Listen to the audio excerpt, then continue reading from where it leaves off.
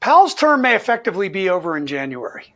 And the reason I say that is Treasury Secretary Bessent has said he's going to make his recommendation for the next Fed chair to President Trump by the end of the year.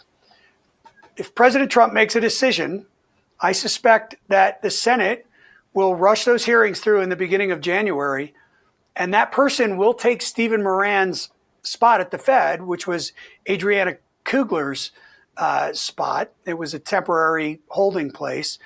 And that new Fed chair will be seated at the meeting in January. The government shutdown is finally almost over, and federal employees across the nation are about to find out if they still remember how to do their jobs. Hello and welcome to Milk Road Macro, the podcast that's here to help keep the big picture in focus, even if sometimes it's a little scary. I'm your host, John Gillen. Today is Tuesday, November 11th. Happy Veterans Day, everyone. And we are joined today by Barry Knapp. Barry is the founder, managing partner, and director of research at Ironsize Macroeconomics, LLC, an independent research firm focused on macroeconomics and public policy strategy with nearly 4 decades of experience in financial markets. Barry previously served in senior roles at Guggenheim Securities and Barclays. Barry is going to break down everything you need to know about the Fed, the market, and where we go from here. I'm going to ask him some questions about the tariff case in front of the Supreme Court, a lot of other things. If that sounds good to you, make sure you like and subscribe. Share this episode with somebody who needs to hear it. We just dropped our new AI podcast, Milk Road AI. Episode 1 kicks off with Mike Novogratz breaking down Galaxy's data center empire. Episode 2 lands tomorrow, so hit subscribe on Milk Road AI, jump on the newsletter waitlist, all that's below in the show notes. And without further ado, welcome to Milk Road Macro. Barry, how are you, sir? Doing well, thank you. Well, I'm really excited to have you here. There's a lot of questions I've been wanting to ask you, so I'm glad to get you on the program. I want to start with this. The big thing everyone's talking about right now is the government shutdown is finally about to end. It's over 40 days that it's been going on. And I just wanted to get your thoughts on how this shutdown has impacted the market and the economy. And what does it mean now that the government shutdown is ending? Is that going to be this huge wave of spending unlocked? What are you expecting to happen once the shutdown finally ends? I think there's two primary factors for macro investors to consider. One is we got the Fed a little bit off track at the last FOMC meeting when Powell said it's far from a foregone conclusion that they're going to cut in December. That was a bit of a setback in terms of forward guidance. We can talk about this in more depth, but in our view, we need at a minimum 2 more 25 basis points cuts, a total of 100, to create an upward slope to the banking part of the Treasury curve, if you will. So really deposit rates, but we can proxy that with 3-month bills compared to 10-year Treasuries, borrowing short overnight and funding long in order to get small bank profitability to the point where they're competitive with large banks. They can open the credit channel, and that'll be hugely stimulative for the supply side of the housing market. So that's issue number one. The second issue with the Fed that's less appreciated, again, we could talk about this a little bit later, was the hawkish step they took on their balance sheet. QT ended, but DT, duration tightening, began. So we have a hawkish Fed backdrop at a point when the labor market was already deteriorating, but has probably gotten considerably softer over the last 2 months through the fall. And without the data to get the Fed back on track, we're in a somewhat tenuous spot from a macroeconomic perspective, just in terms of the whole K-shaped economy, the small business sector versus large business sector. So we do really need that data dump. We don't know how that progression is going to look, but I would expect next week. I was thinking tentatively I'd call my weekly the week of data jubilee or something, because we could be getting a ton of data next week. And I think that data will put the Fed back on track for 2 more cuts at the next 2 meetings. And that will go some way towards strengthening the foundation of the small business sector, of the labor market, the housing market, and the economy. So that was issue number one.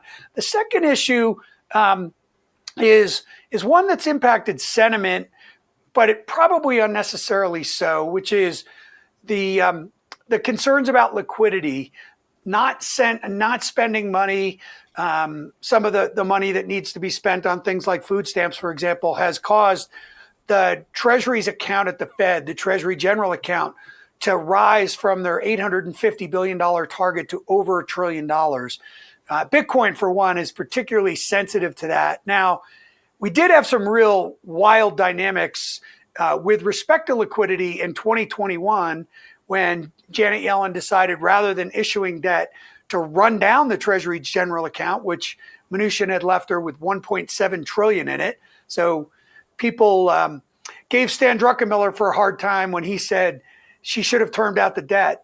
She didn't even issue for the better part of 6 months. When they funded the $1.9 trillion stimulus, she just spent it out of her checking account. So that caused a real surge in liquidity that caused a lot of risky assets like crypto and meme stocks to go crazy. And then in 2022, Janet Yellen decided to rebuild that in 4 months, from January through April of 22. That tightened liquidity. You recall Bitcoin went from, we'll call it 20 to 65 and then back to 15 or something, or 15 to 60, back to 20. Anyway, that liquidity dynamic was significant. But when the government reopens, there'll be some increase in liquidity. Again, I don't think that has the real macroeconomic importance that some market participants are assigning, but nevertheless, a little bit of marginal increase in liquidity and the data we need to get the Fed back on track to cut rates at each of the next two meetings, for me, will be the main effects. Now, is there a confidence effect on small business employment? Is that contributing to that new weekly ADP number that was negative this morning? Perhaps. Perhaps it's certainly not helping the mood of the country very much. But those to me, that the liquidity factor and the Fed's rate path are the two most important factors that should be, in a better spot when President Trump signs it, presumably tomorrow afternoon or evening. A lot of people have flagged attention to this liquidity situation and the spending out of the TGA, but I think a lot of people are missing, what you just pointed out, is that a lot of what the Fed makes their decisions on monetary policy regarding is based on data. And it's not that we don't have any data, but the data, the official data, has been held up and derailed in many cases by this shutdown. So yeah, I really appreciate the insight on that. And I'm looking forward to seeing what comes out of that data, because that is going to give us a lot of forward guidance.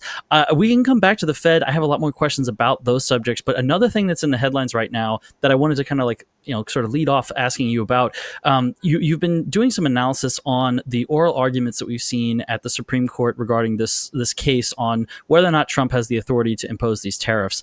I think a lot of investors are very uncertain about what the outcome of this case is going to be and what the impact is going to be, because in many cases, this is sort of unprecedented from a macro perspective. We've not had a president lay such large tariffs, and then, the Supreme Court might reverse them. Just, kind of like to give some investors who maybe aren't familiar with the specifics here, what exactly are tariffs, right? Like what has Trump done? What is under review at the court? What is your analysis of some of these arguments? What are you seeing here? Which way do you think this is going to go? You start anywhere you want, but I'm curious your take on all of this situation. Sure. So I'm going to start with a book recommendation for anyone that's really interested in this topic. It's called Clashing Over Commerce. The author is Doug Irwin. He's a professor at Dartmouth. And it's a history of U.S. trade policy going back to the Revolutionary War. Fascinating book complete with analysis of things like the Smoot-Hawley tariff, which gets a bit of not that it was a positive step, but gets a little bit of I suppose, an overestimation in terms of its impact on the Great Depression. At the time, our net exports were about 5% of GDP compared to more like 14% today. We were the world's surplus country, not deficit country at the time. So from that perspective, you have to wonder why we did that. But that notwithstanding, it just didn't have quite the impact. But anyway, this fascinating book goes through the Nixon decision to end gold convertibility, which most people don't recognize was accompanied by a global tariff like President Trump has implemented. That was negotiated down in the Smithsonian Agreement. Ronald Reagan, my first president, when I was of voting age, is often viewed as a soldier for free trade. Yet the Plaza Accord was negotiated under Reagan in 1985 when he essentially put a gun to the Japanese and Germans' heads and said, you need to revalue your currencies, allow them to float higher because our trade deficit's getting too big. So this battle's been going on for a long, long time. I had a pretty good sense that the Court of International Trade and then Federal Appeals Court and ultimately the Supreme Court were going to view the use of IEEPA as unlawful. And some of that origin goes back to a discussion in Cambridge, Mass, with my brother and sister-in-law, who's a law professor at UMich, and reading a congressional review and thinking about the intent of that law and the current structure of the Supreme Court, and Neil Gorsuch in particular, and his idea that he described it as a ratcheting effect, where if Congress assigns their powers to the president, there is no way to get those powers back because a president would veto any attempt to give those powers back. And so he's very cautious with respect to the steps that have been taken to congressional, the Congress's responsibility under the Constitution over taxes and tariffs. And Roberts was very clear. Yes, these are a tariff. I mean, a tariff is a tax, right? And so It does seem likely that the Supreme Court at a minimum will limit the Trump administration's use of the IEEPA tariffs to do things like, hey, I'm mad at Lula because of his treatment of Bolsonaro, so 50% tariff on Brazil. I'm mad at Doug Ford for running an advertisement with Ronald Reagan, 50% tariff on Canada. I think that stuff's going to be a little tougher for Trump to do, which in a lot of ways could mitigate some of the uncertainty factor. And I'll give you a specific example of how that's hitting. The One Big Beautiful Bill Act passed on July 4th. When the Tax Cuts and Jobs Act was passed at the very end of 2017, beginning of 2018, you saw a 6-month forward capital spending plans from the regional Fed surveys surge. The first order effect was a cut in the corporate tax rate. The second order effect was accelerated appreciation on equipment investment, right? More favorable treatment for R&D, that sort of thing. You saw a big surge in those capital spending plans, but then Trump started the trade war with China, and that entire surge was reversed, right? So the uncertainty associated with the first trade war prevented us from having a capital spending boom in 2018 and 2019. Well, here we are. This time they did the tariffs first and then passed the bill. But since that July 4th, we haven't seen that surge in capital spending plans, despite making those provisions permanent and adding a provision for immediate expensing of building a factory for the next 3 years. So if Trump's degrees of freedom were limited, that would help that uncertainty factor. But I do not believe, based upon, say, what Roberts did with the individual mandate and turning that into a tax of Obamacare, where he found this really creative solution so as to not interfere with the workings of the other branches of the government too much. So I don't think they'll go so far as to demand a rebate, but I do think the use of IEEPA for tariff policy from this point forward will be essentially eliminated. So that will mean all of the other provisions, Section 122, Section 3, all the various provisions will require something of a process. Now, I don't believe the deals that have been struck will be reversed. Most of the countries involved will stick to those deals, is the feedback I'm getting, and from contacts that I've talked to around all this. So the tariffs are likely to remain in place. But importantly, the tariff effect, not in terms of the price effect, and I'll come back to that in a second, but in terms of the amount of tariff revenue we're collecting, which is just below $30 billion per month, seems to have stabilized over the last 3 months. And the goods imports ex energy seem to have stabilized as well. So the actual macroeconomic effect has probably worked its way primarily through the system. And you see it in things like the S&P 500 Staples Index. Their margins are at the lowest level in the history of that sector, going back to the early 90s. So there's been a macroeconomic effect, but it's probably washed through. The only residual risk is that it does cause some inflation effect. And the only way we get there, though, is if we were to send everyone $2,000 checks as rebates for the tariff, like Biden did in 2021, and give them the means to allow companies to pass those tariffs through. Because right now, inflation is always and everywhere a fiscal and monetary phenomenon. And government spending growth slowed from 11% in fiscal year 24, when Biden was trying to pump it up to get reelected, to 3% in 2025. The year ended in September. So there's not the money in the system. And of course, money supply growth has slowed considerably as well. It's running about 2% below its 70-year median growth rate. So there's not the dollars in circulation. There's not the government creating the same thing, the money, sending people checks, increasing their spending to create an environment for prices to pass through. But that risk could change if the Republicans get nervous about the midterms and decide to go for a round of stimulus. And there will be some stimulus.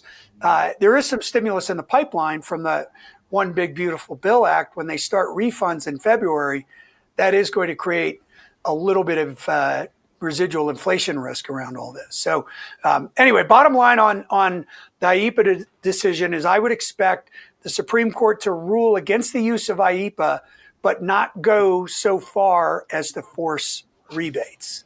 And the tariff regime will likely stay in place. And I think both parties are pretty much on board with it anyway. That's one thing you don't hear the Democrats criticizing Trump over is trade policy, curiously. If you're building on chain, your infrastructure shouldn't be the hard part. Leave that to the new Quicknode platform, trusted by Circle, Coinbase, and Binance. With Quicknode, you get ultra-low latency, 99.9% uptime, and seamless scalability across 75-plus supported blockchains. With Quicknode, your infrastructure just works, so you can focus on what really matters, building. Go to milkroad.com/Quicknode and explore the new platform now. Yeah. Well, so I think that's helpful to hear from investors, or for a lot of investors, is that, just knowing that it seems now less or more unlikely, based on your analysis here, that that all these things are going to be unwound, or we're going to have to go through this whole period of uncertainty while we try to renegotiate all these things. So I'm kind of hopeful that is the outcome, to be honest with you, because the outcome of that, like you said, would be a little bit more certainty that we're not going to wake up one morning and have the president come out with another poster board and a bunch of numbers and spook the markets for several months again, just because there'll be some more clarity around which branch of government has what powers and how they can use them and what the process is for that. I think that would be a helpful outcome for everybody. So I hope you're right on these things. I want to come back to something we started on, which is the Federal Reserve. I think your macro analysis and your analysis of the Fed and their behavior, their policy path, has been really illuminating for me as I've been following your reports. But most recently, you talked about, you wrote a report called Far From It. I think it was your second most recent report. But at any event, you were talking about Powell's comment that rate cuts in December are far from certain. And you talked about how the government shutdown ending means we'll get some data and we'll get some more clarity on that. But what is you've been calling for the Federal Reserve to cut rates and to cut them further and faster. It seems like now the Fed is showing some hesitation about doing that. Explain to us the gulf here. Why are some people so hesitant on these rate cuts, and why do you think it's so urgent that we continue with these here? At the core, the Federal Reserve has virtually no diversity of thought. They are new Keynesian economic thinkers at their core, and they focus primarily on the demand side of the economy. There's no real supply side economists on the board. There's no real supply side thinkers. So when the Fed looks at the president's policies and government spending growth is slowed decidedly, the Fed views that differently than the rest of us. I think one of the Fed's blind spots during the entire Powell Fed has been the fiscal theory of the price level, to quote John Cochran, the grumpy economist out at Stanford, who's written a whole book on how fiscal policy has really driven and does really drive inflation. I could go through and detail how fiscal policy really was the driver of inflation in the 60s and 70s, not the Federal Reserve. You could go back actually to the War of 1812 and see every single one of our inflation episodes was kicked off by spending related to a war or spending related to some shock or some reason. In the case of in the mid 60s, it was the Great Society. Medicare, Medicaid kicked off healthcare spending, and then, guns and butter. And the Federal Reserve is often asked to mop that liquidity up, so to speak. That is politically impossible. So, like what really caused the inflation in 2021, and I'll just put some numbers around this because I alluded to it earlier.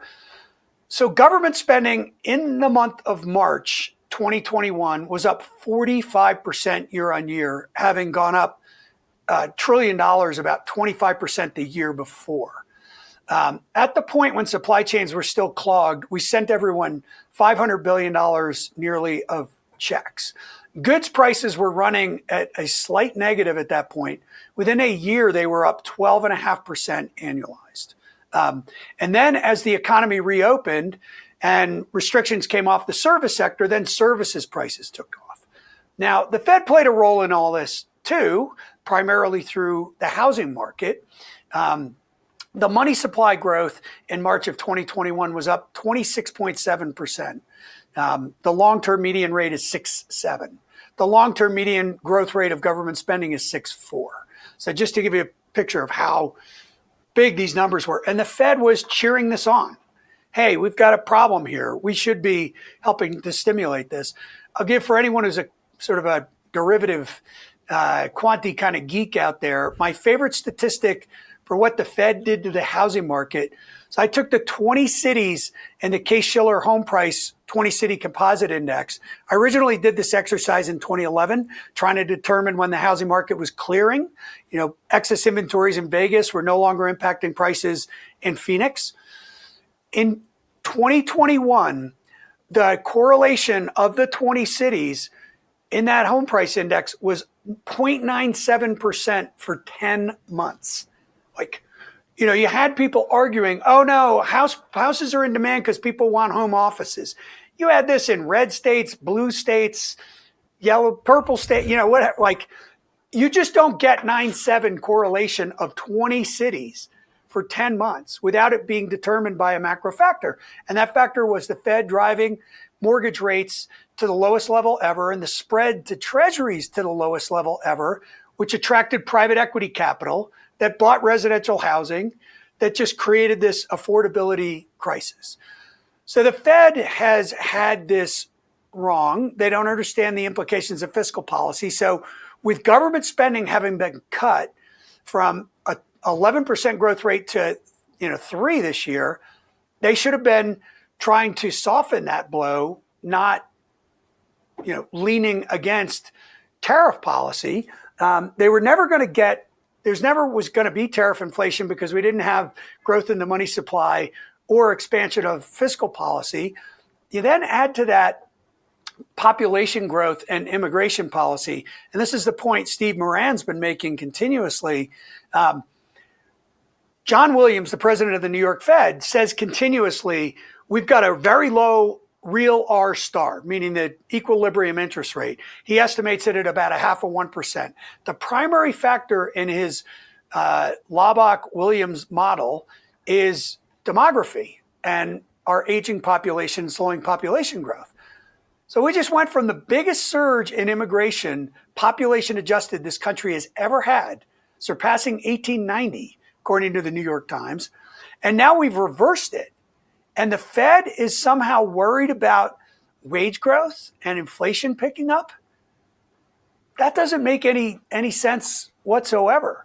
So I think at the core, there's a real ideological aversion to President Trump's policies running through this. They hate the idea of tariffs.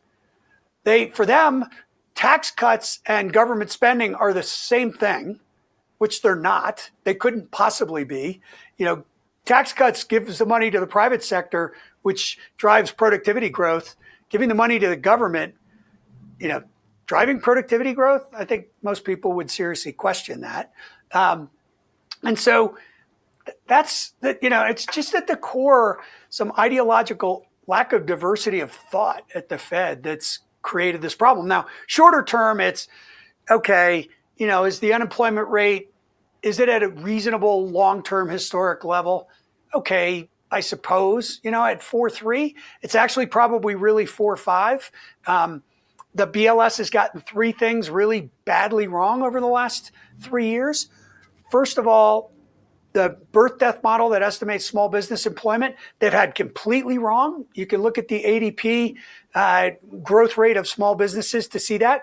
And we've gotten three consecutive big negative revisions when they get the quarterly census and employment and wages data. They go through the IRS stuff. The latest one in early August estimated that they overestimated job growth by 911,000 in the year ended March. And that overestimation probably got bigger since March because we know demand for labor has gotten weaker. So that's number one. The second thing they got completely wrong is population growth. So for the year 2022, the BLS estimated that the population grew by 600,000 people. If you said that to most of your friends, they'd laugh you out of the room. How many million people poured over the border in 2021? 5, 7. The next year, the BLS estimated the population fell by 625,000. Then this year, they finally kind of caught up and with their annual population adjustment, increased the population size by 2.9 million workers. So the unemployment rate had been trending steadily up and suddenly it dropped. And then it started going again very slowly. So I don't trust any of the BLS data from either of the surveys, the establishment survey of businesses or the household survey of workers. The Conference Board's labor differential, or jobs plentiful, jobs hard to get, it's been around since 1967. That would imply the unemployment rate's more like 4.6. And the underemployment rate, which includes people working part-time who'd like to be working full-time, has risen from 7.5 to 8.1. And the Conference Board measure implies that's probably more like 8.3. So demand for labor is decidedly weaker than, is falling faster than supply is contracting because of the change in population. And the Fed just has this completely wrong. Well, Barry, that was a very comprehensive answer. I think there's a lot in that, but what I think I'm hearing you saying is that one of the reasons that the Fed is hesitating on rate cuts here is that they're more worried about inflation risks to the upside than they are worried about labor risks to the downside. And your observation is that that's flipped, right? They should be much more worried about the labor market collapsing than inflation exploding. And you talked about we talked about the data from the BLS and how that's going to be coming out now that the government shutdown is over. But you also said you don't really trust a lot of that data. Maybe just help us think through that. Like if we're making decisions on monetary policy based on data that's not really reflecting reality. Obviously that's going to lead to the Fed being inaccurate here. But, to your point, there is now going to be some more diversity of thought. Stephen Moran, I think, kind of echoes the same thing, saying hey, the decline in population because we've closed the border means that R star should be lower, which means the Fed should be cutting rates more. So it seems like the Trump administration is starting to bring some different perspectives into the Board of Governors. Just how do you see this playing out, right? Like Powell's term ends in May of 2026. There'll be a new Trump-appointed chairman of the Board of Governors of the Federal Reserve. Do you think that is going to change some of this thinking at the Fed, that they are going to start worrying more about the labor market than about inflation? Or how do you see this kind of evolving as we go forward from here, as opposed to how it's been under Powell? Sure. Powell's term may effectively be over in January. And the reason I say that is Treasury Secretary Bessent has said he's going to make his recommendation for the next Fed chair to President Trump by the end of the year. If President Trump makes a decision, I suspect that the Senate will rush those hearings through in the beginning of January, and that person will take Stephen Moran's spot at the Fed, which was Adriana Kugler's spot. It was a temporary holding place. And that new Fed chair will be seated at the meeting in January. They will be the, pro temp, Fed chair, and I think it will change the dynamics of the meeting. Now, whether President Trump gets 2 or not is contingent upon whether Chair Powell tells Bessent that when his term is up, he will give up his spot on the board, which runs for, 4 more years or something. That would be standard operating procedure, but he hasn't said that yet. Maybe he's said it to Bessent already and we don't know. But as far as I know, that's not the case yet. So there could be 2 people, but whoever that new Fed chair is, there was an awesome recommendation from a guy named Mark Summerlin, who I know because he used to work with Larry Lindsay, who was a consultant at Lehman Brothers, Barclays. I brought him into BlackRock. Larry's was on the Fed, and he worked for President Bush in the early 2000s. Fascinating guy. Stan Druckenmiller's buddy back in college. Anyway, Larry, this guy, Mark Summerlin, who worked for Larry, was really smart. It was a candidate for the Fed chair, said what he would do with the Fed staff, which right now is almost exclusively focused on economic modeling, is he would take that staff. First of all, he would change the economic thought diversity or increase the thought diversity within that staff. But he'd have about 1/3 of the staff focused on economic thought, about 1/3 of it focused on markets, and about 1/3 of it focused being sectoral specialists, AI specialists, healthcare specialists, just run across the range of important economic sectors in the economy. And that would, over time, create a very different dynamic with staff reports to the FOMC, staff reports to the board, and they'd be getting some more interesting thoughts. In particular, a huge gap at the Fed is a lack of capital markets expertise. When Rob Kaplan left the Fed, he was the last person that had actually been in the same room as someone trading a bond. Now, that's true. Beth Hammock now is that person, I suppose. But they just don't have anyone at the board who has real capital markets experience, which to me sort of brings you down to 2 candidates for chair, if that's a requirement, and it's important to me anyway, which would be Kevin Warsh or Rick Reeder, my former colleague. That again is important, but I think the dynamics in the Fed are going to start to change right away. Though, quite frankly, from my perspective, 2 more rate cuts, which creates a significant upward slope to the 3-month 10-year part of the Treasury curve and boosts small bank return on equity from 8% to above 10, the level where they're earning out their cost of capital, and will start growing their assets and opening up that credit channel to real estate developers, small businesses. That may be enough for a time, right? 50 basis points more, and then the Fed sitting on their hands from January to June is probably sufficient to get to what a lot of people are referring to as the run it hot scenario, which is stronger growth, but more robust growth, not just AI related growth in 2026.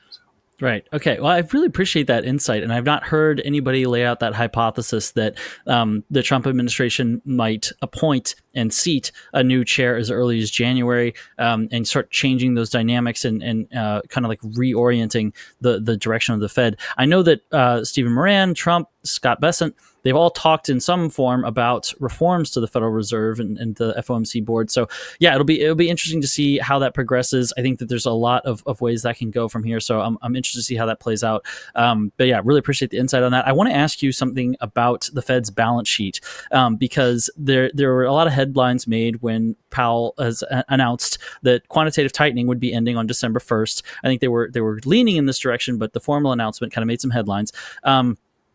I want to ask you about what you think happens after that point, right? Like, do you think, because a lot of people have been forecasting, analysts have been saying that going into 2026, the Federal Reserve's balance sheet is going to begin to expand. They're going to start adding assets to it to sort of make sure they have ample reserves for the banking system.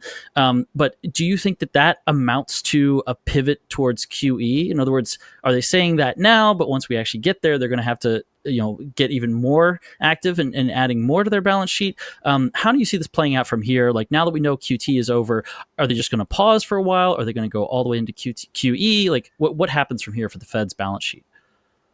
All right. First, we'll start with the big picture, and then we'll get down to that more technical aspect of the ample reserve regime. The big picture is this. QE in its modern form began with the Bank of Japan in 2001. They ended up injecting about 30 trillion in reserves, $300 billion into the Japanese banking system. It did nothing. There was another recap of the Japanese banking system in 2002. Japanese banks did not lend out those reserves. A lot of that money wound up in the U.S. Treasury market, to the point when they withdrew those reserves in early 2006, our yield curve disinverted. Japanese had a steepener on, and when they sold those 10 years, all of a sudden the curve went from minus 25 basis points to plus 25. So that form of QE, just adding liquidity, really did nothing. There's three channels for QE. The first one is bank reserves and liquidity. The second one is what I'm calling DE or DT, which is duration expansion or duration, tightening. And then, so duration easing, duration tightening. And then there's a third channel that's somewhat unique to the US, is when they buy mortgage-backed securities, it suppresses interest rate volatility. And the reason is because the single biggest source of interest rate implied volatility in the galaxy is the prepayment risk on 30-year mortgage-backed securities, right? There's $5 trillion of Fannie and Freddie securities. And when rates go down and there's a bunch of refis, that's a whole bunch of volatility that gets flushed into the market.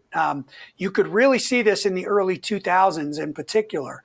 So just as an example of this, the MOVE index, which is really short-term vol, but still indicative of the state of vol, like the VIX for equities, that averaged 100 basis points before the global financial crisis, or the median rate was 100 basis points. Since the QE era began, it's averaged 75. So the Fed, because what most holders of mortgages need to do is hedge interest rate risk, buy options to hedge that prepayment risk, the Fed doesn't do that. They would simply reinvest into more mortgages if they got called away, if they were paid down. And so that crushed volatility. We'll leave that one aside, although it's really super important. It's this duration element that's really the big factor right now. So the Fed's portfolio holds virtually no treasury bills, despite that being the Fed's policy from 1951 through 2008. They had a bills-only policy. They did not hold any treasury notes, any treasury bonds, just treasury bills. We had a scarce reserve regime. Banks did interbank lending to deal with any shortfalls they might have intraday. That system's about 400 years old. After I was a pretty senior guy at Lehman Brothers, after we went bankrupt, they moved from the scarce reserve regime to this ample reserve regime. They pay rates on overnight reserves. And all of a sudden we have $3 trillion of reserves banging around the system doing absolutely nothing.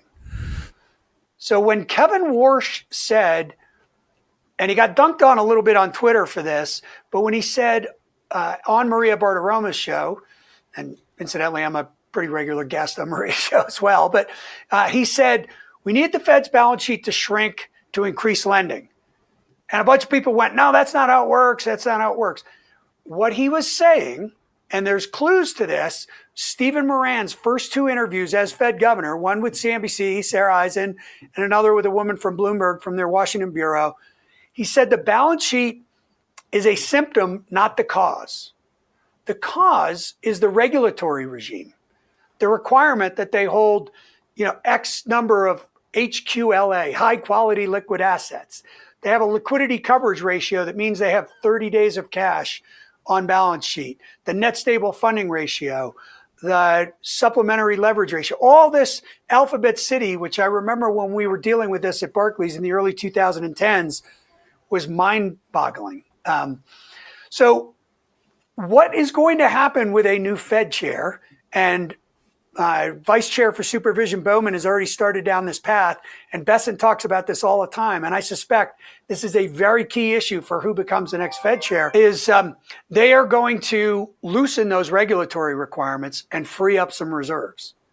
So we may never actually get to the point where the Fed needs to start expanding their balance sheet any further, because if they cut the requirements, all those liquidity requirements, then we will not have repo rates starting to tick up and things starting to get tight.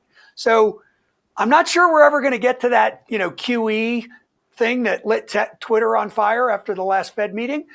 But again, back to my earlier statement, they ended QT, but they started duration tightening. And by that, what I mean is when they announced they were going to reinvest all mortgage paydowns into Treasury bills to increase liquidity, but not into Treasury notes anymore, that was the equivalent of Treasury Secretary Besson issuing another 17 to 18 trillion of 5-year notes every month, because the Fed is not going to be buying those any longer.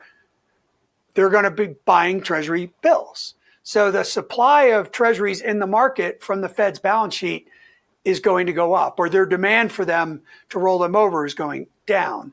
Now, this may only be the start, because as I said, the Fed's $6 and change trillion portfolio has virtually no bills in it. There's two arguments that they should have far more bills than they have. One is asset and liability matching. So the Fed's two biggest assets are bank reserves, $3 trillion. That's ultra short-term ultra short-term liability that bills should be held against it. They hold zero, virtually. They should be holding about $3 trillion against it to match liabilities. Waller gave a speech called Demystifying the Fed's Balance Sheet back in July about this. The other one is that they should just match the duration of Treasuries outstanding. But that's about 30% of their holdings as well. So that would be $2 trillion of bills. So one way or another, the Fed is going to start decreasing their rollover of Treasury coupons, 5-year notes, 7-year notes, 10-year notes, and increasing their purchases of bills. And that's going to put upward pressure on long-term rates over time. So that's the piece of what happened in September that's way underappreciated, is that we've started down this path of reducing the Fed's quantitative easing, right? That pressure on the back end of the Treasury market that has compressed term premium, and volatility because of mortgage holdings, and kept longer term rates lower than they would be otherwise. This is crucial, right? This is why we had an affordability housing problem. This is why we have large companies doing very well, because they can finance out the curve, and smaller floating rate borrowers struggling. Holders of assets like equities and housing that are priced off the 10-year part of the curve have benefited from this policy. People that live paycheck to paycheck, or small banks relative to large banks, have struggled with this policy. So the Fed's policy is now rebalancing, but that duration aspect of the Fed and the Fed's balance sheet is really crucial and underappreciated. Gotcha. So you're calling this duration easing versus duration tightening, and you're saying that the Federal Reserve is going to move towards duration tightening. Is that right? Correct. Right. Okay. Correct. And then again, just to synthesize that for me, the importance of that shift in terms of the impact on the market is what, in a succinct way, that pull this together for me. One really simple way to think about this is that the macroeconomic models that estimate term premium, which is the excess premium you get for holding a 10-year, we use 10-year Treasury, that's not related to Fed policy expectations, right? So that premium you get for taking that maturity risk. That number right now is about 60 basis points. before QE, that number averaged about 120 basis points. So 10-year rates are about 60 basis points lower than they would be in the absence of the Fed's balance sheet. It's a pretty big deal. Gotcha. Okay. And we also have Treasury issuing more than a third in bills right now, something they typically would only do during a recession or a war or something. Right. So the Biden administration and Powell Fed left Treasury Secretary Bessent with a very tenuous situation. Too much bill issuance, the Fed holding too many long-term securities, and no easy way out of this. Right. Okay. Well, we'll see what they come up with as a solution to get out of this. But I'm going to be paying attention to what the Fed does with their balance sheet going forward, too. And I got to go back and look at that speech again about demystifying the Fed's balance sheet, because I think there's a lot in that I just need to digest more myself. Look, we're coming up on time here. I'm not going to get to all the questions that I have for you. I could talk to you all day. But I think something that a lot of investors always want to know the answer to is, how are you allocating your portfolio at this time? Because like you said, from a macro perspective, there's a lot of things that look like they might be constructive, but it's just a relatively uncertain time in terms of the market kind of picking a direction here. How are you thinking about allocating your portfolio, and what are you focusing on here as we go into the end of this year? Sure. From an asset allocation, I've been at a 70-30 equity fixed income weighting all year, although I've been something of a cyclical bull on treasuries and secular bear. I think there's one more rally left in the treasury market when we get all this data, and we could get to 3 3/4 on 10s. But then next year, I think we'll get back to more like a 1960s scenario where, earnings growth could be reasonably robust. Equity returns could be okay, although I wouldn't be surprised if we didn't have a pretty decent shakeout early in the year. But it will be a more equity relative to treasury friendly environment. The themes I've been leaning on all year, and I'm not quite ready to reverse yet, is I've been underweight any consumer facing sectors because of the three policy shocks that the Trump administration hit the economy with. Treasury Secretary Bessent called the detox from government spending, but it's a detox from cheap Chinese imports and lower immigration. So, as I mentioned earlier, Staples margins are at their lowest level in 40 years. So I've been avoiding consumer-facing sectors. I've been leaning into investment-sensitive sectors because of my expectation that the Big Beautiful Bill Act would happen, and then the effects of that. Industrials is an example. I think energy might perform a little better next year. I've got a big weighting in tech, but it's an underweighting in tech. I've been slowly scaling it back through the course of the year. I think the thing to watch there to determine, if there's going to be a bursting bubble, is to watch the financing side of all this. We've moved from financing through venture capital to financing through equity to financing through hyperscaler cash flows. Now you've got vendor financing. You've got some big debt offerings, Meta, Oracle, CoreWeave's kind of a poster child for using debt to build out data centers. At the point, and there's good estimates out there. Morgan Stanley wrote a report in July and said the requirement CapEx by 2030 is $3 trillion. 1.4 of that comes from hyperscaler cash flows, but the other 1.6 needs to be financed in the debt markets, right? So I would look closely at credit spreads in the first quarter of next year and see if that debt financing starts to push credit spreads wider. If there's going to be a crack in this, I think that's where you'll detect it. The stocks will, have their ups and downs based upon concerns about return on invested capital and some of the other dynamics, rate of change of earnings growth, net revisions, all that stuff. But watching the credit piece of this is when you know that the cycle is really getting aged. So that's sort of where I am from a broad equity perspective. From a thematic perspective, there is a very viable case. It's called, more often than not, I hear it in the hedge fund community and all, which is that they're going to run it hot, right? So the idea is growth is going to reaccelerate in 2026. And forget that Atlanta Fed GDP now estimate. It's wrong. I think when all is said and done, growth this year PDFP, private domestic final purchases, is going to run less than 2%, down from like 3.5 or so, 3.25 last year, because of those policy shocks, less government spending, and CapEx taking time to pick up. But next year, there's a case because of the individual provisions of the Big Beautiful Bill Act start to kick in with rebate season in February. You get a little bump in consumption. If the Fed cuts the 50 that I think they will do, you get housing to pick up a little bit, and you get CapEx to start picking up beyond just Gen AI, and you have a hotter economy. Now, that hotter economy may very well mean that the bond market doesn't perform very well, and the stock market has a little bit of a day of reckoning around the fact that the discount rate just went from 3.75 to 4.5 or 4.75 or something, meaning 10-year treasuries. But I haven't written my annual outlook yet, so I'll have to wait for that one till early December. But that's how I'm thinking about the environment right now, which is growth is decidedly weak, but there is a case for it picking up next year. But that case is predicated on the Fed easing the policy rate. This is a very unique situation where the Fed is not pushing on a string. There's a very clear path to getting a recovery going in the housing market and improving profit, which starts with improving profitability in the small bank sector, and another 50 basis points should get us there. So there's a broad picture of how I'm thinking about putting money to work. Well, it's called Milk Road Macro because we want to see the broad picture. Barry, I really appreciate you joining us today. I really appreciate your insights on what to look for at the end of this government shutdown, your thoughts on this case on tariffs in the Supreme Court, and just some of these views on the Federal Reserve, inflation versus the labor markets, and just that overview of how you're thinking about allocating in this environment.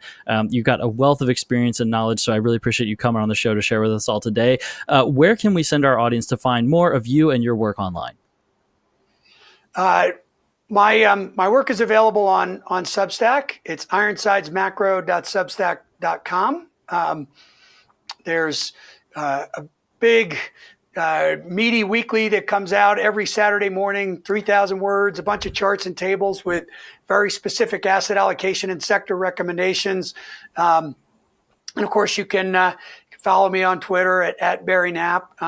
There's also a video component of this I do on Monday mornings that I make available to the public generally, that runs about 5 minutes or so, kind of recapping my thoughts. And I use that for people to get a taste of whether they want to actually become full paid subscribers to the research. You're going to get, if you were to do so, you're going to be getting institutional quality research at well, first of all, it wasn't available to the public when I was at Barclays or Guggenheim, but you'll get it for a reasonable price. So that's where you can find me.